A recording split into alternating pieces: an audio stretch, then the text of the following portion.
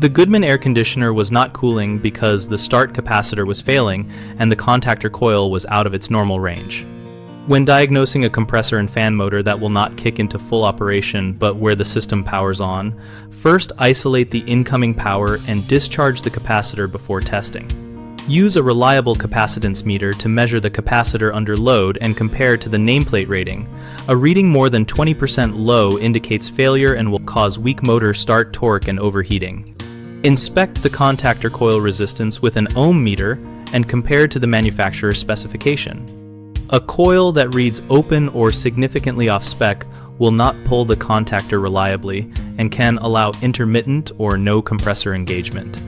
Check for lubricant or pitting on the contact faces and confirm coil voltage at the contactor when the thermostat calls for cooling. A proper coil will see the correct control voltage and physically draw in the contactor. After replacing both the capacitor and the contactor with parts that meet the original equipment specifications, match microfarad and voltage ratings for the capacitor, and match coil voltage and contact amperage for the contactor. Finally, run the system through several cooling cycles while monitoring suction and discharge pressures and ambient and supply air temperatures to verify expected temperature split and stable operation.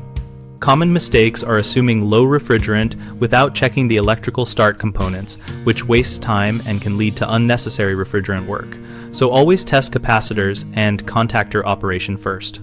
Another issue is replacing the capacitor with one of the wrong microfarad or voltage rating, which can damage the compressor. So always match the nameplate values and use high-quality replacements.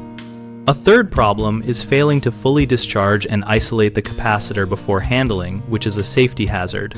So always remove power, verify zero voltage, and then short the capacitor with an insulated tool before touching connections. BigHomeProjects.com connects homeowners and local contractors around real repair topics like this, helping people find tradespeople who can fix capacitors and contactors and share repair experiences. We also host a discussion community where we and others exchange step-by-step tips, troubleshooting notes, and real-world outcomes, so both homeowners and contractors learn what to expect.